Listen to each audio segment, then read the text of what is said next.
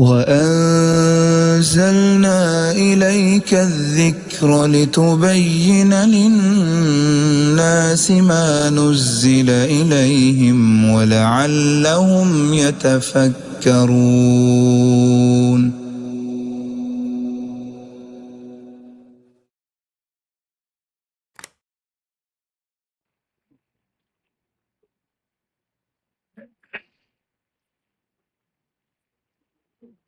السلام علیکم ورحمۃ اللہ وبرکاتہ۔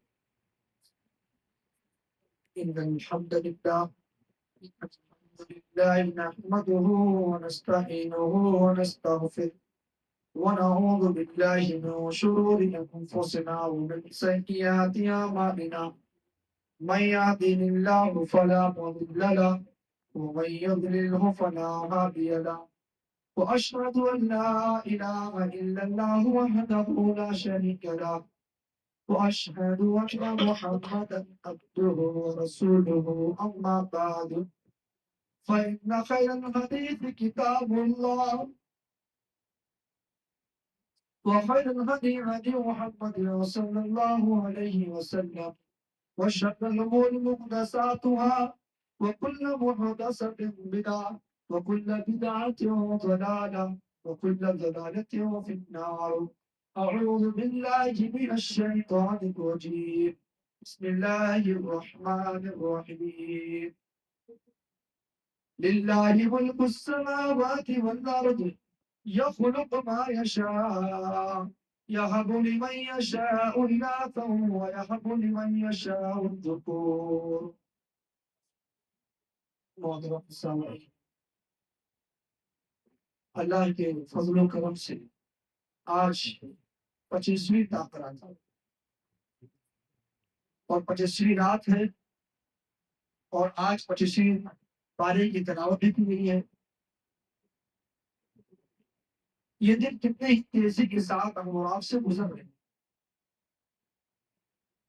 اور یقین مانیے کہ اگر ہم شب قدر کی اللہ تعالیٰ کی عبادت کر لیتے ہیں اور وہ عبادت اللہ کے یہاں قابل قبول ہوگی اور ہمیں شب قدر کی رات کو پا لیا تو یقین مانیے کہ ہم سے زیادہ خوش نصیب کوئی نہیں ہو سکتا۔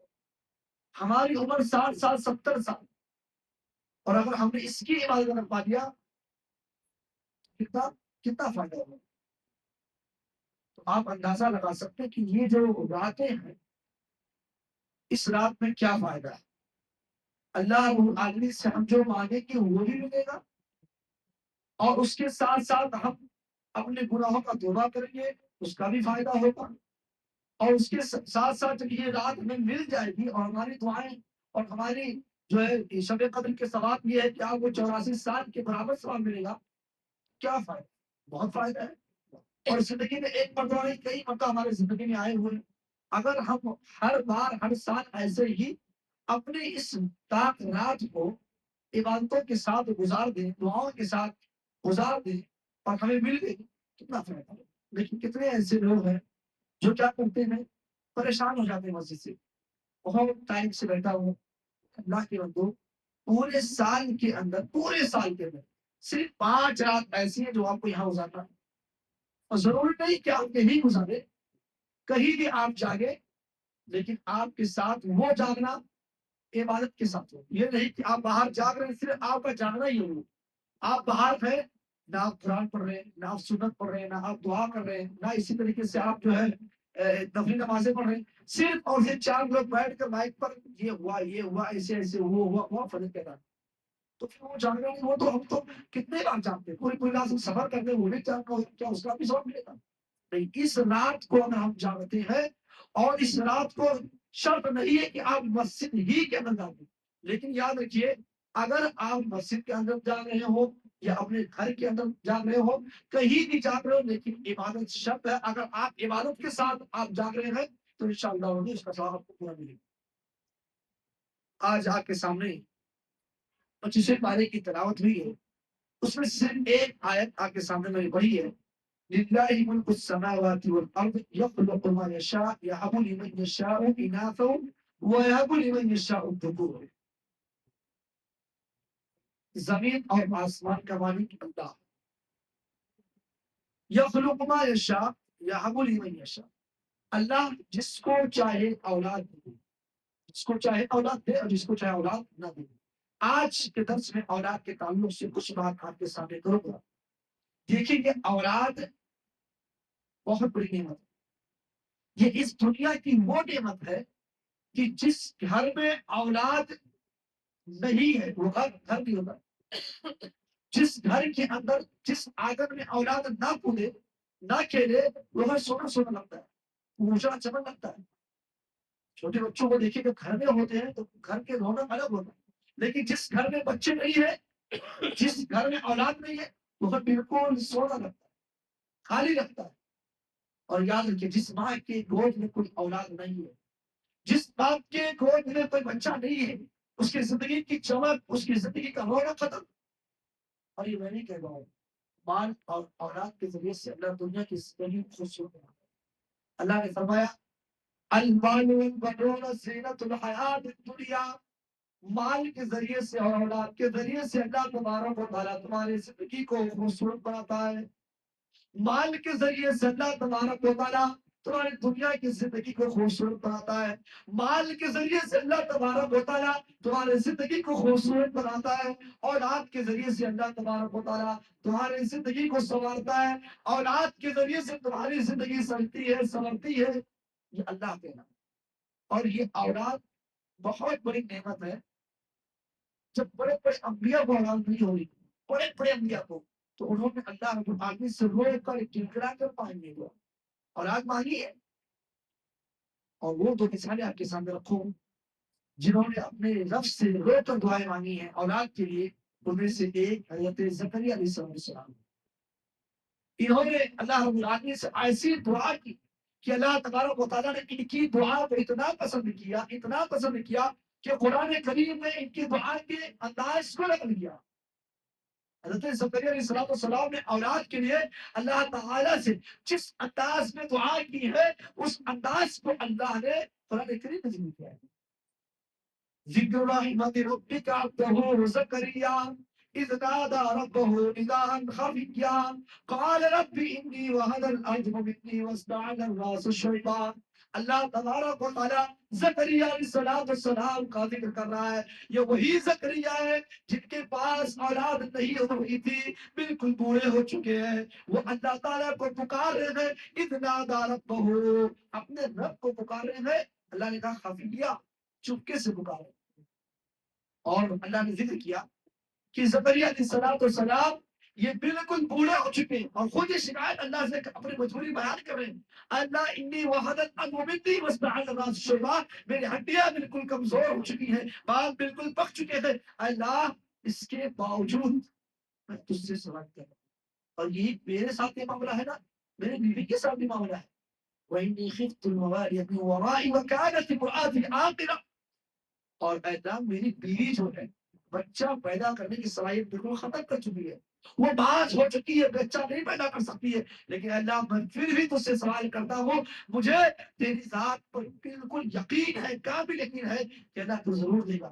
اپنی بات کو، اپنی کمزوری کو اللہ کے سامنے رکھتے ہوئے اور اللہ سے صدق دل کے ساتھ اور چپکے چپکے دعا کر رہے ہیں، ان کی دعا کو کوئی سن نہ سکے، صرف اور صرف اللہ جانے کہ زکریا علیہ السلام اللہ سے کیا مانگ رہے ہیں۔ اللہ کو یہ ادا اتنی پسند آئی، اتنی پسند آئی کہ اللہ نے حضرت زکریا علیہ السلام کو ایک اولاد دیا، اور وہ اولاد یحییٰ علیہ السلام کے طور پہ دیا۔ اور یہ وہی یحییٰ ہے جن کا نام اللہ تعالیٰ نے آسمان سے خود رکھا۔ تو بڑے بڑے انبیاء نے اللہ تعالیٰ سے دعا کی۔ اور یاد رکھیے حضرت ابراہیم علیہ السلام نے بھی بڑی عرصے کے بعد اور بڑھاپے کے عمر میں دعا کی تھی، خیر ان کو بھی اولاد ملی۔ تو کہنے کا مطلب کہ اولاد یہ بہت بڑی نعمت ہے، اولاد کا مل جانا یہ بہت بڑی نعمت ہے، اور یہ وہ نعمت ہے جو آپ کو دنیا کے اندر فائدہ دے گا اور آخرت کے اندر بھی فائدہ دے گا۔ یہ آپ کی وہ نعمت ہے اور آپ کی یہ وہ کمائی ہے کہ جو آپ کے مرنے کے بعد بھی اس کمائی کا فائدہ ملے گا۔ آپ کے مرنے کے بعد آپ کے بڑے بڑے دولتیں کام آئیں گی، آپ کے مرنے کے بعد آپ کے پیسے کام نہیں آئیں گے، آپ کے مرنے کے بعد آپ کا اسٹیٹس کہاں ہو جائے گا. دنیا میں جس شہرت کے لیے تم پوری زندگی پریشان رہتے ہو، آپ کے مرنے کے بعد آپ کی شہرت کہاں ہو جائے گی. ہاں، اگر آپ نے اپنے بچوں کی تربیت صحیح ڈھنگ سے کیا ہے، اگر آپ کے پاس کوئی نیک اور صالح اولاد ہے، آپ نے اس کی تربیت صحیح ڈھنگ سے کی ہے، تو آپ کے مرنے کے بعد آپ کا یہ نیک اولاد آپ کے کام آئے گا. اللہ کے نبی کہتے ہیں اذا مات الانسان انقطع عنه عمله الا من ثلاثه الا من صدقه جاريه ينتفع به او ولد صالح يدعو له. اللہ کے نبی کہتے ہیں کہ انسان کے مرنے کے بعد تین چیزیں صرف اور صرف باقی رہتی تو اس کو ثواب پہنچا سکتی ہیں. تین چیزیں کیا ہیں؟ ایک تو بتایا کہ صدقہ جاریہ ہے. آپ نے دنیا کے اندر جو کچھ صدقہ آپ نے کر دیا ہے وہی آپ کے ساتھ آپ کا وہ صدقہ جب تک لوگ اس سے فائدہ اٹھائیں گے قیامت کے دن تک آپ کو فائدہ ملتے رہے گا، جب تک لوگ اس سے فائدہ اٹھائیں گے. تو صدقے کا یہ فضیلت ہے. اور اس کے بعد اگر آپ نے کوئی علم سیکھا ہے اور اس علم کو لوگوں تک بیان کر دیا، لوگ اس پر عمل کر رہے ہیں، یہ بھی آپ کے مرنے کے بعد بھی آپ کو ثواب دیتے رہے گا. اور ایک تیسری چیز، اور ولد صالح يدعو له، اگر نیک لڑکا ہے، صحیح اولاد ہے، تو یہ اولاد جب بھی تمہارے لیے دعا کرے گا یہ آپ کو فائدہ پہنچے گا. اس لیے روایت میں آتا اللہ کے نبی صلی اللہ علیہ وسلم نے کہا کہ جنت کے اندر والدین کے مقام کو بڑھا دیا جاتا ہے، بڑھا دیا جاتا ہے. تو وہی والدین سوال کرتے ہیں، پوچھتے ہیں اے اللہ میری نیکیاں اس لائق نہیں تھی، اے اللہ میری نیکیاں اس قابل نہ تھی کہ میں جنت میں اتنا بڑا مقام حاصل کر سکوں. اللہ ان کو جواب دیتا ہے اے میرے بندو، اے میرے بندو، آج جنت میں تمہارے مقام کو اس لیے بڑھایا گیا کہ تیرے اولاد نے آج تیرے لیے دعا کی ہے. اور جب جب تیری اولاد تیرے لیے دعا کرے گی اللہ تبارک و تعالیٰ تیرے مقام کو وہ ایسے بلند کرتے چلے جائے گا. پتہ یہ چلا کہ آپ کی اولاد آپ کی زندگی میں بہت بڑی نعمت ہے، اور اسی نعمت کو اللہ تبارک و تعالیٰ نے 14ویں پارے میں ذکر کیا ہے. واللہ جعل لكم من انفسكم ازواجا، کہ اللہ نے تمہارے لیے جوڑے بنائے، وجعل لكم من ازواجكم بنین وحفظا، اور اللہ تبارک و تعالیٰ نے تمہارے لیے بیٹا اور پوتا کو پیدا کیا، دونوں کا ذکر کیا. تو یہ آپ کی اولاد جو ہے بہت بڑی نعمت ہے، اور یہ اولاد اللہ جس کو چاہے دے اور جس کو چاہے نہ دے.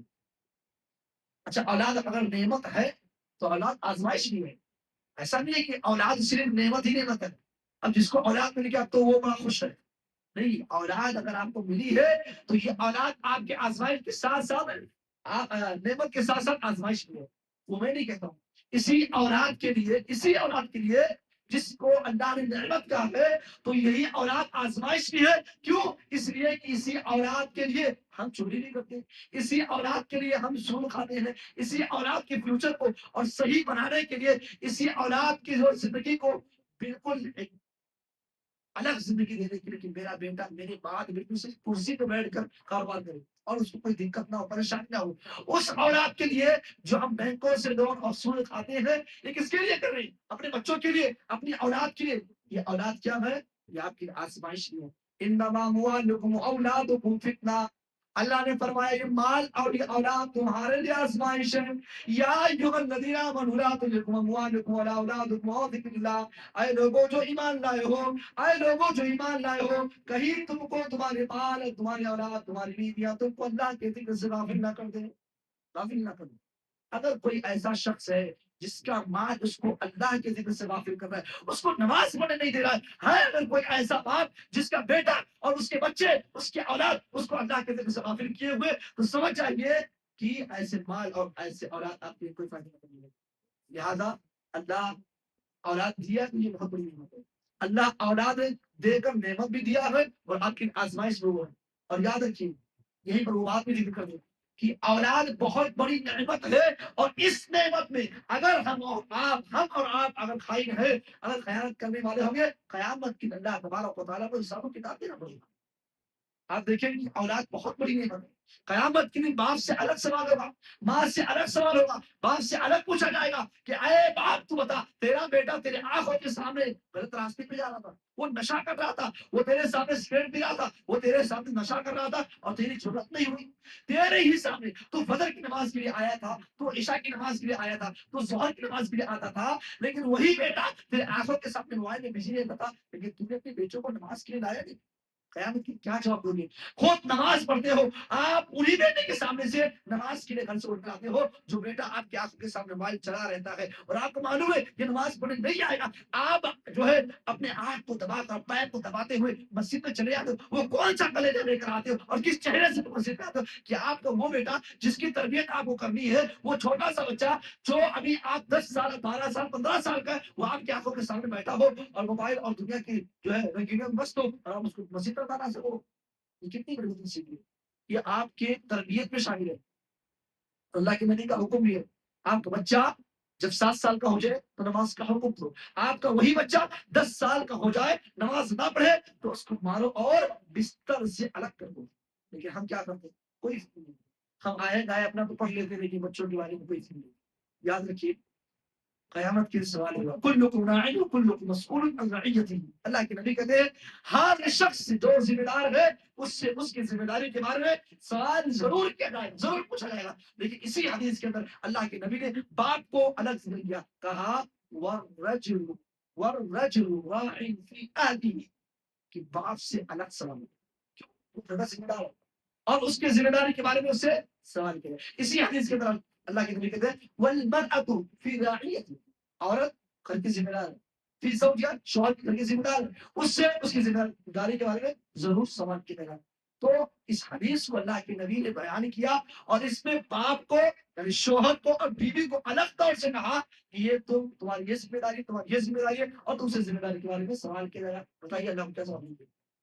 اور اسی طریقے سے دنیا کے اندر ہمارا بچہ اگر کسی چیز کی طرف جا رہا ہے اور وہ چیز نقصان دینے والی ہے، فرض کر لیجیے مثال کے طور پہ آگ چل رہی ہے اور چھوٹا سا بچہ ہے آگ کے کنارے جا رہا ہے، آگ میں وہ جا رہا ہے، کیا ہم ایسے بیٹھ کے دیکھیں گے؟ نہیں دیکھیں، کیوں؟ کیونکہ ہمیں معلوم ہے کہ وہ آگ اس کو نقصان پہنچا دے گی، اس آگ سے اس کو تکلیف ہو جائے گا، اس لیے ہم کیا کرتے ہیں؟ اس کو بچانے کے لیے دور کرتے ہیں۔ اللہ رب کی بندو، جہنم کی آگ میں ہمارے بچے جا رہے ہیں، ہم نے اس آگ سے بچانے کی کتنا کوشش کی ہے؟ کوئی کوشش؟ قیامت کے انسانوں کی دعوت دینا پڑے گا اور ہر شخص کی ذمہ داری ہے کہ اپنے بچوں کی تربیت میں سے اگر بچے آپ کو مل رہے ہیں تو سمجھ لیجیے کہ اللہ کی طرف سے نعمت اور آزمائش یہ دونوں ہے۔ لیکن یہی پر ایک اور بات اسی آیت کے نیچے اللہ نے فرمایا کہ اور جس کو چاہے بیٹا اور بیٹی دونوں میں، جس کو چاہے بیٹا اور بیٹی دونوں میں۔ یہاں پر کیا ہوتا ہے؟ اگر شادی کے بعد بیوی کو 2 3 لڑکیاں لگاتار ہو گئی، لڑکیاں بیٹیاں ہمارے چہرے کو ادھر جاتے، اب تو ہمیں بیٹا نہیں ہوگا، یہ بیٹیاں ہی بیٹیاں ہوتے جا رہی ہیں۔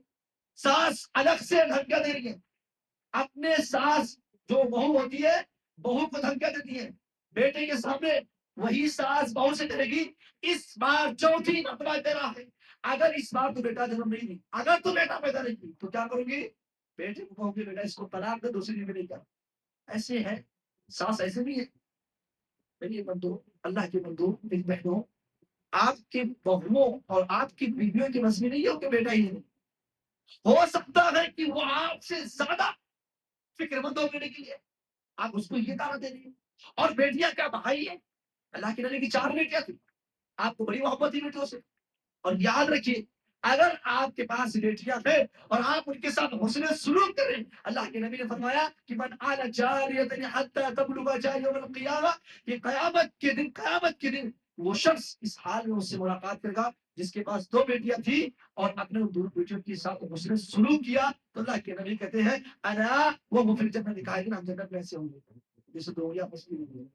اور ایک اور روایت آپ کے سامنے ام عائشہ رضی اللہ تعالی عنہا کا روایت ہے، عن عائشة رضي الله تعالى عنها قالت دخل عليك امرأة ومعها ابنتان لها تسأل فلم ترد ابني شيء غير ترك واحدة فأعطيتها إياها فقسمتها بين ابنتيها ثم قامت فخرجت فدخل النبي صلى الله عليه وسلم فأخبرته فقال من ابتلي من هذه البنات بشيء فأحسن إليهن كنا له سترا من النار۔ آیا بیٹیوں کو بہت سمجھنے والوں، وہ بیٹیوں کو بالکل حقیر سمجھنے والوں، اللہ کے نبی صلی اللہ علیہ وسلم کی بیوی کے پاس خود بیان کرتے ہیں عائشہ کہ میں گھر میں موجود ہوں اور میں دیکھتی ہوں کہ ایک عورت آتی ہے وہ معاہا کی مدتیہ اور اس کے ساتھ 2 بیٹیاں ہوتی ہیں، ایک عورت آتی ہے میرے پاس اور میں دیکھتی ہوں کہ اس کے پاس 2 بیٹیاں ہیں اور وہ اپنی دونوں بیٹیوں کو میرے پاس لاتی ہے. 10 سوال کرتی ہے. کیا سوال کرتی ہے؟ کھانے کے لیے. وہ بھوکی ہے. وہ اپنے تندرستی کا سوال کرتی ہے. عائشہ کچھ ہو تو مجھے دے دو، میں اور میری بیٹی بالکل بھوکے ہیں. اب عائشہ بیان کرتی ہے فقط سمت میں اپنے گھر کے اندر جاتی ہوں اور میں کیا تلاش کرتی ہوں تو فلن تجد انی شیئا، واحدہ، میرے گھر میں صرف کھجور کے علاوہ کچھ اور نہیں تھا. میں اس چیز کو لاتی ہوں اور اس عورت کو دے دیتی ہوں اور وہ عورت کیا کرتی ہے؟ فقط سبقھا بین ابنتیھا، وہ اس کے 2 ٹکڑے کرتی ہے، اس کھجور کے 2 ٹکڑے کرتی ہے اور دونوں ٹکڑے اپنے دونوں بیٹیوں میں تقسیم کرتی. بھوکی خود ماں بھی ہے، ماں بھی بھوکی ہے، لیکن ایک کھجور جو ملتا ہے اس کے 2 ٹکڑے کرتی ہے اور دونوں کھجور اپنے دونوں بیٹیوں کو دیتی ہے. فلم تأکل منها، اور اس سے خود نہیں کھاتی. کلیجہ کسی کا ہوگا تو وہ ماں کا ہوگا. وہ ماں ہے دنیا کے اندر جو بھوکا خود رہ گی. وہ بھوکی ہے لیکن اپنے بچوں کو بھوکا نہیں دے سکتی ہے. اپنے نوالے کتنے نہ کھلاتی ہے. اگر بیٹا کہے ابھی کھانا دے دیا گیا ہو اگر بیٹے کو اور ہانڈی میں کھانا نہ ہو اور یا ماں کا حصہ ہو اور اگر بیٹے کو کہے کہ مجھے اور چاہیے، ماں اپنا حصہ اس کو اڑا کے دے گی. یہ ماں کا کلیجہ ہوتا ہے. تو اس ماں نے یہی کہا فلم تأکل منها شیئا، اس ماں نے اس کھجور سے کچھ نہیں کھایا. اما عائشہ کہتی ہے ثم قامت فخرجت، وہ عورت تھوڑی دیر ٹھہری اس کے بعد چلی گئی. اس کے بعد کہتی ہے کہ اللہ کے نبی آتے فاخبرته، میں پورا واقعہ بیان کرتی ہوں اللہ کے نبی سے. اللہ کے نبی کہتے ہیں کہ من ابتلي من هذه البنات بشيء فاحسن اليهن كنا له سترا من النار. وہ بیٹیوں کو بہت سمجھنے والوں، وہ بیٹیوں کو بالکل حقیر سمجھنے والوں، بیٹیوں کی پیدائش پر چہروں کو چھپانے والوں، بیٹیوں کی پیدائش پر اپنے آپ کو یہ سوچنے والے کہ اب تو میری زندگی کمائی لٹ جائے گی. سنو اللہ کے نبی کہتے ہیں من ابتلي من هذه البنات بشيء، اگر کسی شخص کو دنیا کے اندر اس کی بیٹیوں کی وجہ سے، بیٹوں کے نہیں بیٹیوں کی وجہ سے آزمائش میں ڈالا گیا، بیٹیوں کی وجہ سے وہ دنیا کی آزمائشوں کا مقابلہ کیا اور فاحسن الیہن، اور اپنے بیٹیوں کے ساتھ حسن سلوک کرتا رہا. اللہ کے نبی کہتے ہیں یہ بیٹیاں قیامت کے دن، یہ بیٹیاں قیامت کے دن وہی بیٹیاں جہنم کے دروازے پر کھڑے ہو کر وہ اپنے پاپ کو جہنم کے دروازے سے روکیں گی، جہنم میں جانے سے روک نہیں دی. یہ اللہ کے نبی سے یاد ہے بیٹیوں کو بوجھ نہ سمجھا جائے. اسی طریقے سے اللہ جس کو چاہے بیٹا اور بیٹی دونوں دے. اللہ جس کو چاہے بیٹا اور بیٹی دونوں دے. جس کو چاہے بیٹا بیٹا ہی بیٹا دے، لڑکی نہ دے، اور جس کو چاہے اللہ لڑکی لڑکی ہی دے، بیٹا نہ دے، اور جس کو چاہے دونوں نہ دے. تو یہ اولاد بہت بڑی نعمت ہے. تو اس نعمت میں ہم کوتاہی نہ کریں. اس نعمت میں ہم بالکل کوتاہی نہ کریں. اگر ہم کوتاہی کرتے ہیں قیامت کے دن ان کی تربیت کے تعلق سے ہم سے سوال کیا جائے گا.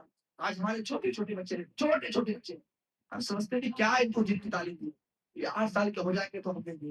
اللہ کے بندو نبی کو دیکھو، اللہ کے نبی مسجد نبوی میں بیٹھے ہوئے، اللہ کے نبی مسجد نبوی میں بیٹھے ہوئے اور آپ کا نواسا حضرت حسن رضی اللہ تعالی عنہ بھی ہے اور صدقہ کمال آیا ہوا ہے.